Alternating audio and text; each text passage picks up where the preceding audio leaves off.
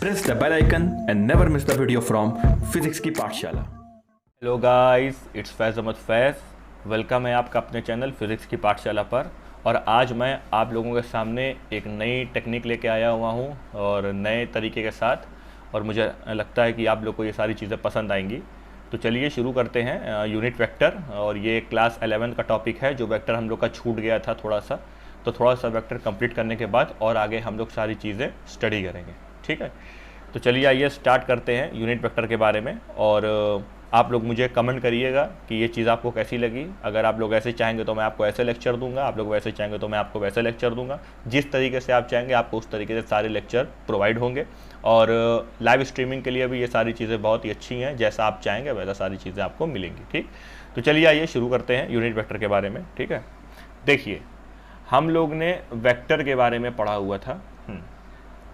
Vector के बारे में, वेक्टर जैसा कि मैंने बता रखा था आप लोग को, उसके पास क्या होता है, उसके पास होता है मैग्नीट्यूड, और उसके पास क्या होती है, उसके पास डायरेक्शन भी होती है किसी भी एक वेक्टर के पास, जो हमारी वेक्टर क्वांटिटी होती है।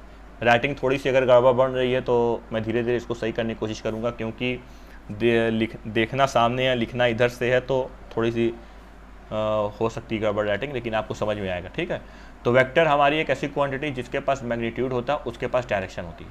अब ये जो आप देख रहे हैं ना, ये यूनिट वेक्टर, ये क्या है?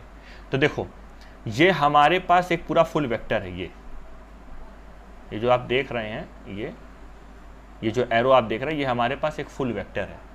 अच्छा, इसका जो मैग्नीट्यूड है, मान लिया मैंने कहा इसकी जो मैग्नीट्यूड है, इसका मैग्नीट्यूड है 50 यूनिट। कितना मैग्नीट्यूड है? 50 यूनिट। ठीक, इसका मैग्नीट्यूड 50 यूनिट है। तो इसके पास मैग्नीट्यूड तो है। अब अगर मुझे इसकी डायरेक्शन शो करनी है तो यहाँ पे हमको एक यूनिट वेक्टर रखना होगा। ये जो हमारा यूनिट वेक्टर होता है ना, यूनिट वेक्टर, ये यूनिट वेक्टर की जो हमारी वैल्यू होती है वो 1 होती है, और यूनिट वेक्टर हमको डायरेक्शन देता है। किसी भी वेक्टर के साथ अगर हमने यूनिट वेक्टर लगा दिया तो याद रखिए वो चीज़ हमको डायरेक्शन देती है। जैसे यूनिट वेक्टर को हम डिनोट करते हैं n से, और उसके ऊपर एक छोटा सा लगाते हैं कैप, दिस कैप। ये जो हमारा कैप होता है ना, ये कैप बताता है कि ये चीज़ किसी के साथ भी अगर लग जाती है तो याद रखिए उसके साथ डायरेक्शन आ जाती है, और उस वेक्टर का नाम होता है यूनिट वेक्टर। जैसे यहाँ पे यूनिट वेक्टर कौन है, तो 50 यूनिट है, इसमें से हम एक यूनिट काट लेंगे, ये वाला एक यूनिट, ये वाला एक यूनिट। ये जो एक यूनिट हमने काटा, दिस इज यूनिट वेक्टर। तो सबसे पहली चीज, वेक्टर के पास जो क्वांटिटी होती है तो उसके पास होता है मैग्नीट्यूड और उसके पास होती है डायरेक्शन। दूसरा, किसी भी वेक्टर के पास डायरेक्शन कब होती है? जब उसके साथ यूनिट वेक्टर हो। जैसे मैंने यहां लिखा दिस इज वेक्टर क्वांटिटी, तो इसको हम कैसे लिखते हैं? पहले लिखेंगे मैग्नीट्यूड को हम लिखते हैं मॉड ए से। पिछले लेक्चर में मैंने बता रखा, this is magnitude, mod A, magnitude multiplied by direction into direction. देखो मैग्नीट्यूड हमने लिख दिया, अब डायरेक्शन लिखना है तो ए और उसके ऊपर एक unit vector, this is full vector.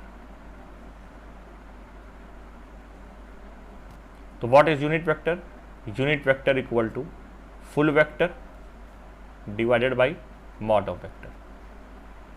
ये हमारा यूनिट वेक्टर होता है, full vector divided by mod of vector.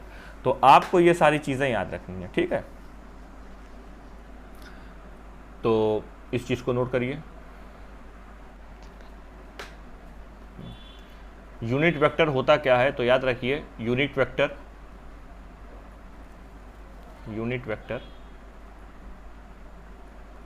Is a dimensionless vector. इसकी कोई डायमेंशन नहीं होती, ठीक है ना, is a dimensionless vector. Unit vector is a dimensionless vector and it has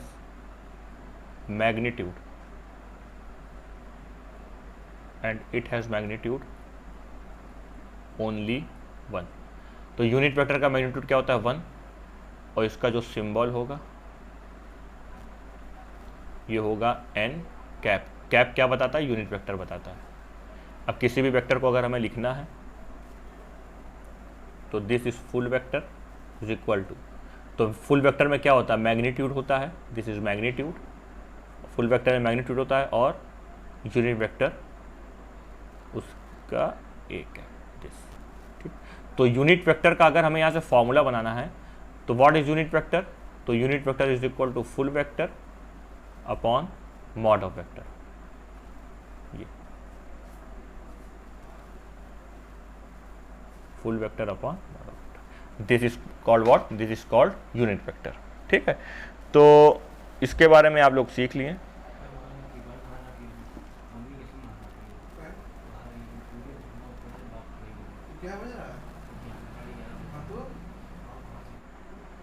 हाँ चलिए देखिए, orthogonal unit vector. Orthogonal unit vector क्या होता है, देखो ये हमारे पास एक एक्स डायरेक्शन गई है, x axis, this is y axis, this is z axis.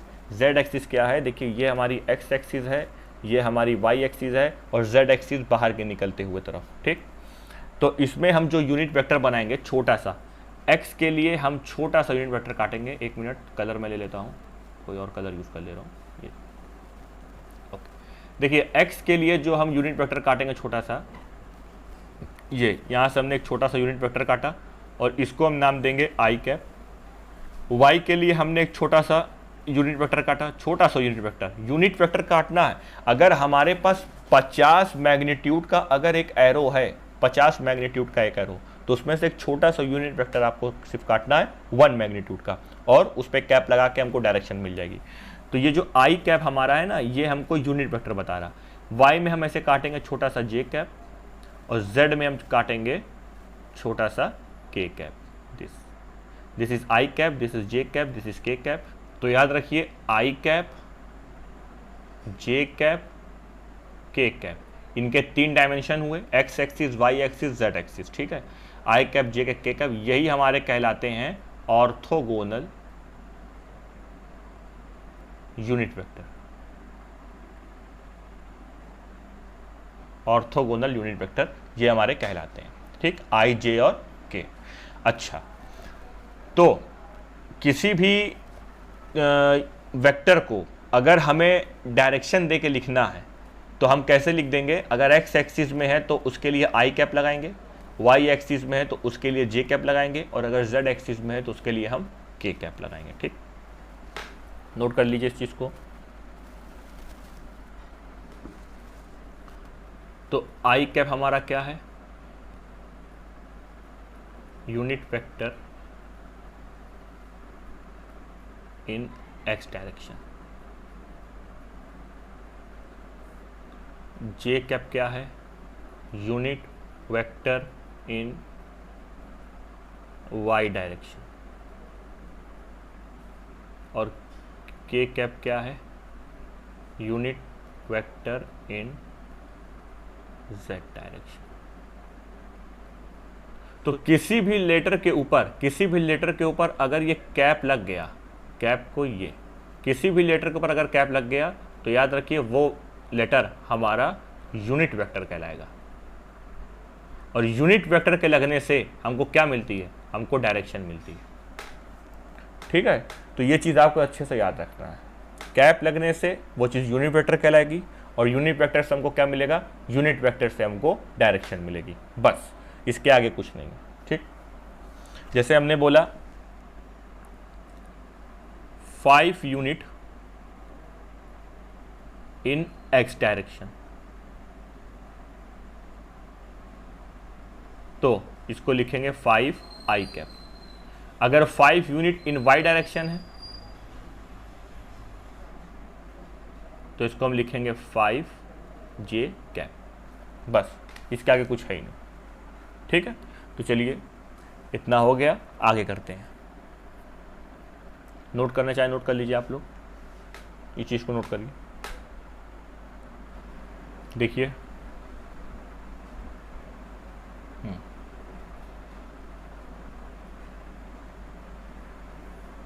ये हमारी वाई एक्सिस है और ये हमारी एक्स एक्सिस है। ठीक है, यहाँ से ये एक वेक्टर गया है and this vector is a, इसके साथ एंगल थीटा है।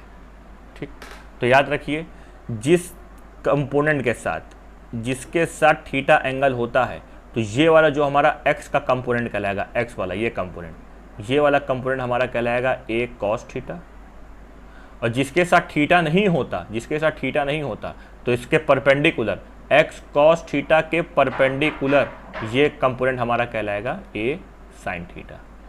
तो अगर इसे यूनिट वेक्टर के फॉर्म में लिखना है, तो ये लिखा है एक्स के लिए क्या कहलाएगा ए कॉस थीटा, और एक्स के लिए क्या कहते हैं I cap A sine theta, Y के लिए क्या कहलाएगा, वाई के लिए कहलाएगा जे कैप। ठीक है, तो इस चीज़ को ऐसा लिख सकते हैं, लेकिन जिसके साथ थीटा होता है उसके साथ कॉस लेंगे, जिसके साथ थीटा नहीं होगा उसके साथ साइन लेंगे। पिछले लेक्चर में रिजोल्यूशन ऑफ वेक्टर में मैंने आप लोग को ये बता रखा है, तो इस चीज़ को आप लोग याद रखेंगे अच्छे से। ठीक, तो this is all about unit vector.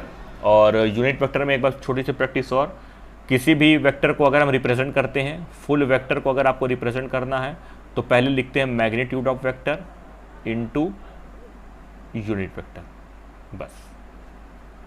और यूनिट वेक्टर क्या होता है, दिस इज फुल वेक्टर, तो हम इसको यहां लिख दे रहे हैं full vector equal to magnitude multiplied by direction, बस। ठीक है, तो यूनिट वेक्टर के बारे में हम लोग की डिटेल हो गई, और काफ़ी सारे लेक्चर में और लेकर आऊँगा आप लोगों के लिए। पैरेललोग्राम और मेथड मैंने बताई रखा है। अब subtraction of vector, dot product, cross product, वो सारी चीज़ें करेंगे। करंट इलेक्ट्रिसिटी के बारे में पढ़ेंगे, इसमें अच्छे अच्छे डायग्राम बना के करेंगे। आप लोग को अब PDF बना के भी मैं दूंगा, नोट्स दूंगा, सारी चीज़ें आप लोगों को मिलेंगी, घबराने की ज़रूरत एकदम नहीं है। और लाइव क्लासेस भी होंगी, लाइव स्ट्रीमिंग क्लासेस होंगी, कोई दिक्कत वाली बात नहीं है। तो हर चीज़ तरीके से होगी, धीरे धीरे मैं सुधार करने की कोशिश कर रहा हूँ। आने वाले वक्त में राइटिंग भी सही हो जाएगी। ठीक है, तो ठीक, इतना आज के लिए काफ़ी है। So thank you.